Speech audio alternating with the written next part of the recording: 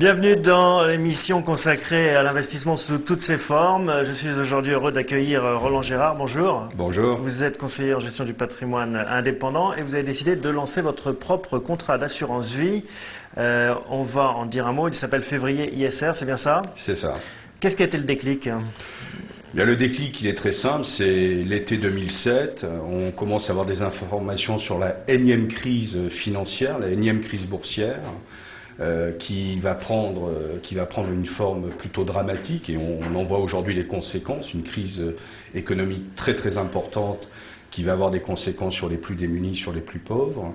Et donc à ce moment-là, je décide de faire mon travail autrement, de rencontrer des assureurs, de rencontrer des asset managers en leur disant je veux créer un contrat d'assurance vie qui aura une dominante ISR.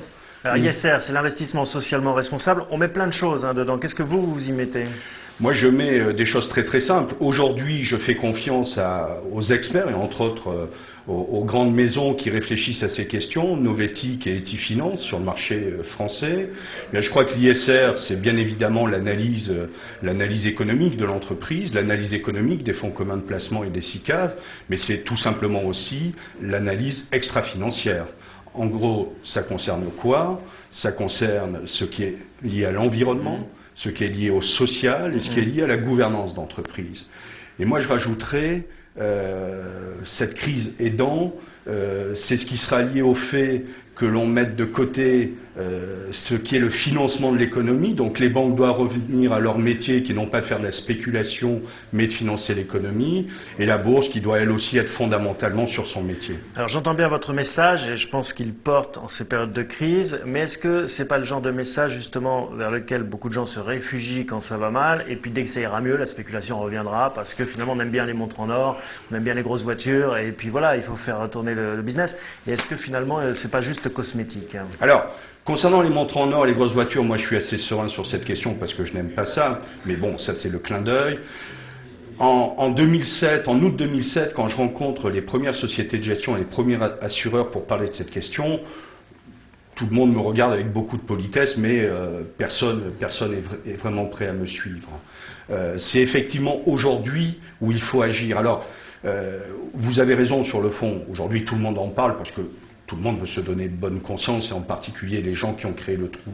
Ce que je crois vraiment, c'est que si le législateur, si les États et le G20 en particulier ne profitent pas de cette occasion pour remettre en cause, je dirais, l'idéologie, on a eu le mur de Berlin qui s'est effondré. Moi, je pense que le capitalisme financier n'a pas été loin de l'effondrement avec le système bancaire qui était en péril il y a quelques jours. Alors, profitons, mettons la loi en place, la loi internationale, les paradis fiscaux, etc., etc. Et là, je crois qu'effectivement, on sortira de cette situation définitive. Ça, c'est du moyen long terme. À très court terme, est-ce qu'on peut vraiment être un investisseur socialement responsable? Est-ce que, autrement dit, il y a déjà des fonds qui le sont réellement, ou est-ce que c'est pas finalement du cosmétique et du marketing de la part de certaines institutions bancaires qui disent voilà, eh ben on a des clients qui sont plutôt bobos, il faut leur donner du socialement responsable? Écoutez, vous avez raison, mais il y a quand même des maisons qui font de l'ISR depuis 20 ans. Et ça rapporte autant, parce que c'est la question aussi. Alors, quand je rencontre les gens de chez Ecofi, quand je rencontre les gens de chez Massif Gestion, quand je rencontre les gens de la financière responsable, quand je rencontre les fonds historiques des grandes maisons suisses comme Sarrazin, etc., on ne va pas tous les citer, ils font l'ISR depuis 20 ans, ils n'ont pas entendu la crise des subprimes. Et alors ça marche bien? Eh bien, écoutez, moi je crois qu'il suffit de regarder en détail. Je pense qu'aujourd'hui, ils sont équivalents aux fonds classiques. Et alors, je tiens quand même à dire que je ne remets pas en cause les fonds classiques transparents, puisque dans ce contrat sont aussi présents les belles maisons qui ont une approche de la transparence de leurs fonds.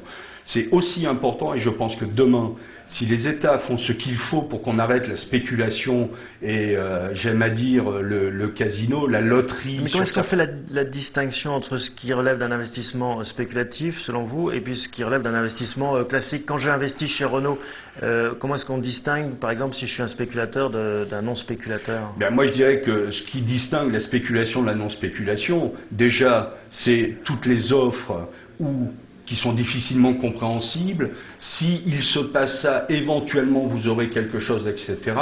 C'est ce qu'on pourrait appeler le marché déstructuré, le marché de la promesse. Alors je sais que beaucoup de gens vont bondir, en tout cas c'est ce que je pense et je dis ce que je pense. Donc un truc vraiment basique, j'achète, je vends et on s'arrête. Moi je crois qu'on doit avoir des fonds qui sont sur l'essence même de la bourse, c'est-à-dire j'investis dans des sociétés pour créer de la richesse, pour créer du travail, pour créer de la recherche, pour créer du développement. Ceci étant, je pense que deux éléments me semblent fondamentaux aujourd'hui. Le premier, c'est d'avoir une transparence, et là, le législateur doit agir. Aujourd'hui, quand j'écoute certains spécialistes de l'analyse du blanchiment de l'argent, certains juges en France, qui disent, ben, nous, le problème, c'est que l'argent, le même jour, il peut faire 3 fois le tour de la planète, et nous, d'abord, on va mettre des mois pour pouvoir constituer les choses, et on s'arrête aux frontières. Donc la première contradiction. Deuxième point, ben, je crois qu'il faut répartir la richesse. Moi, je propose un système très simple.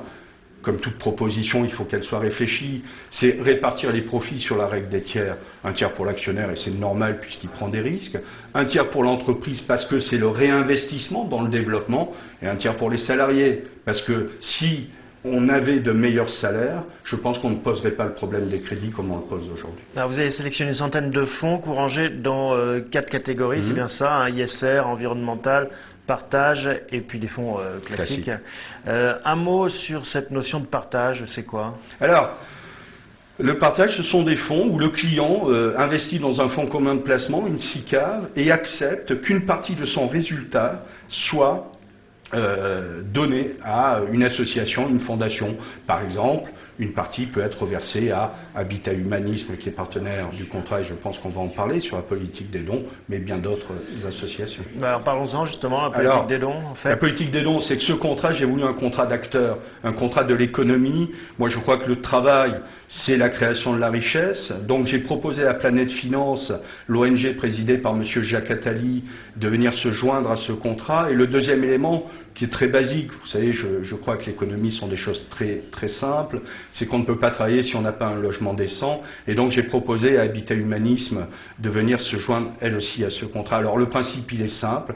Les clients, de février ISR vont pouvoir faire un don de 25 €.